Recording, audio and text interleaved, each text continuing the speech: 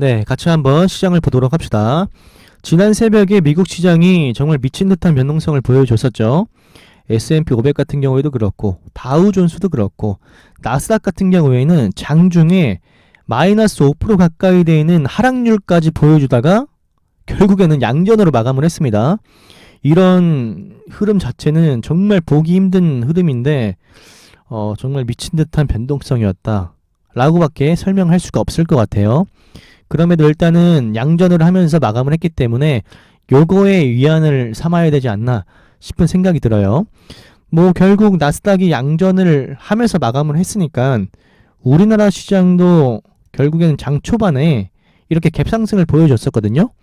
근데 저는 이 갭상승을 좀 신뢰하지 않았습니다. 왜냐하면 나스닥 쪽에서 마이너스 5% 가까이 되는 하락률을 일단 한번 찍었었단 말이에요. 맞죠? 양전을 했지만 그렇게 깊은 하락을 한번 찍었었다라는 것에 대해서 우리는 증시가 계속해서 불안하다라는 걸 어느 정도 유추를 해볼 수 있습니다. 마이너스 3%만 돼도 이게 엄청난 하락이거든요. 근데 마이너스 4 그리고 마이너스 5% 가까이 되는 그 정도의 프로티지가 찍혔다라는 건 아마 우리나라 시장에 긍정적인 영향은 끼치지 못했을 거라고 저는 생각을 했습니다. 어느 정도. 그래서 장 초반에 지수가 오를 때 뭐 이 종목 저 종목 좀 약간 올라가는 느낌이 있었단 말이죠. 그래서 그때는 조금 매매를 좀 지양을 했었단 말이에요. 그리고 오늘 하루 종일 증시를 보니까 결국에는 굉장히 많이 빠졌습니다. 코스닥 같은 경우에는 마이너스 3.52%까지 장중에 빠졌었고요. 코스피 같은 경우에는 뭐 마이너스 3.15%까지 빠졌던 모습을 보여줍니다. 뭐 코스닥 같은 경우는 제가 어제 여기까지는 볼 수밖에 없다. 여기까지는 이미 하락이 관성이 시작했기 때문에 여기까지는 도달하지 않을까 싶다고 말씀을 드렸었죠. 근데 지금 보면 거의 다 도달을 했기 때문에 이제부터는 지수가 좀 반등이 좀 세게 나와야 되지 않나 싶은 생각이 들거든요. 그래서 매수를 하더라도 지금부터는 좀 매수를 해볼 만한 위치라고 보는데 계속해서 러시아, 우크라이나 이쪽이 불안하죠. 뉴스 같은 것도 봐도 헤드라인을 보면 긴장감 고조 이러한 헤드라인이 계속해서 자리 잡고 있어요. 그래서 쉽사리 매수를 못하게 하는데 일단은 저는 많이 떨어졌다고 봅니다. 그래서 매수를 하려면 지금부터 매수를 진행해야 되지 않을까 싶은 저의 의견이 있어요. 그럼 오늘 종목들을 보면 일단 장 초반에 지수가 상승했다라고 해서 이 종목 저 종목 다 잡으려고 하진 않았습니다. 보시면 일단 코로나 확진자도 최다치를 찍었었죠. 8,000명 이상. 그래서 진단키트 관련주인 휴마시스 그리고 엑시스바이오 얘네들이 올랐지만 갭을 너무 많이 띄었습니다. 휴마시스 같은 경우에는 갭을 뭐 20% 가까이 되는 정도로 띄었기 때문에 일단은 대장이 이렇게 많이 띄었고 하락이 나오면 당연히 엑세스바이오도 가기가 힘들겠죠. 그래서 일단 진단키트주 건너뛰었고 그리고 알루코, 로보로보, 미래생명자원 이 종목들이 강하게 올라가는 것도 봤거든요. 그럼에도 불구하고 일단은 오늘 일단 시장이 계속해서 안 좋게 된다고 한다면 결국 뭐 지수랑 조금 지수의 해지 역할을 하는 뭐 방산주라든지 아니면 정유 관련주 이 종목에서 제가 매매를 하려고 좀 기다리고 있던 찰나에 일동제약이 이렇게 상승을 하더라고요. 일동제약이 상승을 보여주길래 이 종목의 순간 거래대금 장난이 아닌 거예요. 그리고 요즘 트렌드가 이 아파동에서 거의 당일 상승률을 뽑는 경우가 많죠.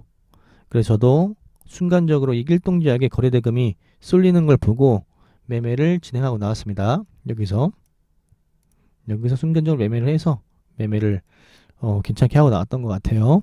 그리고 나서 말씀을 드렸다시피 방산주 이쪽이 튀어 올랐었죠. 한일단조, 빅텍, 스페코 그리고 한국석유까지 이 종목들이 이렇게 올라갔는데 전 한일단조를 먼저 매매를 했거든요. 근데 매매를 잘 못했어요. 그 잘 못한 이유가 정말 힘들더라고요. 이 종목 컨트롤하고 이 종목의 움직임 봤을 때 버티기가 좀 힘들었습니다. 제가 그래도 보여드려야겠죠. 보시면요. 제가 여기서 샀어요. 수급을 보고 반 팔자마자 깊게 하락하더라고요. 그래서 이 첫 번째 매매는 손실도 마감했고 재차 올라왔을 때 뉴스 달고 올라오더라고요. 러시아, 우크라이나 관련해서. 그래서 수익을 보고 나왔습니다. 그리고 눌림에서 좀 더 매매를 했는데 여기서도 결국 여기서 20%밖에 못 팔았어요. 여기서 샀던 물량이 80%를 손절했기 때문에 결국 손절을 했고 보통 얘가 이런 구간에서 이렇게 올라가 줄만 하거든요. 근데 진짜 밀고 올라가지 못하더라고요. 개인들이 많이 꼬여서 그런지 그래서 좀 무거워서 올라가지 못한 건지 잘 모르겠지만 한 칸 더 밀길래 이게 여기까지 내려오게 된다면 조금 힘들어질 수도 있을 것 같아서 잘랐는데 다시 올라오더라고요. 그래서 순간적으로 여기서 또 매수를 진행했지만 호가창의 흐름이 세력들이 좀 물량을 받쳐놓는 듯한 느낌이 강했습니다. 그래서 여지없이 그냥 뒤도 안 돌아보고 매도를 때렸는데 폭포수가 나왔죠. 이 한일단주는 제가 나중에 매매를 해도 그동안은 계속해서 수익을 봤지만 오늘 이런 폭포수나 여기서 빠르게 가주지 못한 그런 흐름들, 제가 손절했었던 기억들 때문에 매매를 잘 할 수 있을까 자신감이 좀 없어요. 이제는 한일단주. 그래서 한일단주에서는 매매를 정말 못했고 한국석유에도 제가 잠깐 했습니다. 결국 올라갈 것 같다라고 생각했었던 주식이었기 때문에 여기서 잠깐 매매를 했고 여기서는 다시 올라가지 않을까 싶어서 잠깐 매수를 했는데 빨리 안 가서 그 손절을 치고 왔습니다. 그리고 나서 대성파인텍, 파인디지털, 현우산업, 애플가 이슈가 좀 있었어요. 그래서 제가 이 종목들 보긴 봤는데 저는 계속해서 지수와 연동해서 보고 있었거든요. 여러분들께서 반드시 이러한 어떤 특수한 시장, 긴장감이 있고 불안감이 정말 내재되어 있고 언제 급습할지 모르는 이런 시장에서는 증시를 항상 보셔야 됩니다. 아무리 강한 종목이 있다 하더라도 그 종목만 냅다 우리가 매수 버튼을 싸지르는 게 아니라 증시를 항상 봐줘야 돼요. 결국 대성파인텍이 이 아파동에서는 강하게 올랐지만 제가 봤을 때는 증시는 계속해서 우하향 하고 있었던 그런 흐름이었었기 때문에 결국에는 얘네가 이렇게 올라가지 못할 것 같다라는 느낌이 강했어요. 그래서 대성파인텍이든 파인디지털이든 현우산업이든 매수를 좀 지양을 했습니다. 그러고 나니까 오늘 주도주가 뭐였죠? GS였죠. 이 종목이 올라오는 거예요. 근데 뉴스를 보니까 또 러시아 관련이네. GSE 우크라이나 긴장 고조, 유럽 천연가스 가격의 폭등, 이러한 뉴스를 달고 올라오는 거예요. 일단 러시아라는 그 부크가 붙었죠. 지금 시장에서는 지수와 해지 역할을 하는 종목들이 러시아 관련주잖아요. 맞죠? 그렇기 때문에 저는 GSE를 매매를 하고 나왔습니다. GSE는 이렇게 매매를 하고 나왔어요. 여기서 했던 거 약손절 했던 것 같고 사고 팔고 뒤에서도 물량 줄여서 사고 팔고를 반복했던 것 같아요. 그래서 오늘을 제가 봤을 때는 주도주는 결국 GSE이지 않았나 싶어요. 제가 오늘 매매한 걸 보면 일단은 뭐 한일단주 같은 경우에는 제가 매매를 못했지만 제가 계속해서 지수를 신경 쓰면서 매매를 하죠.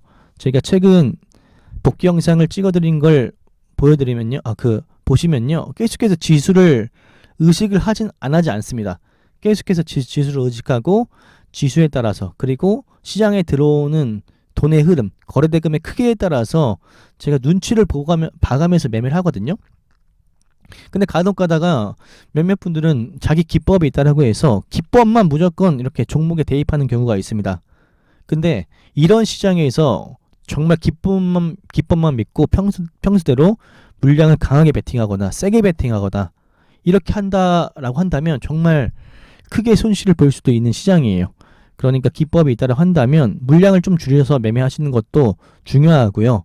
가장 중요한 건 시장의 눈치를 봐가면서 매매를 하셔야 돼요. 고수분들 같은 경우에는 지금 시장에서도 큰 돈을 벌 수 있겠죠.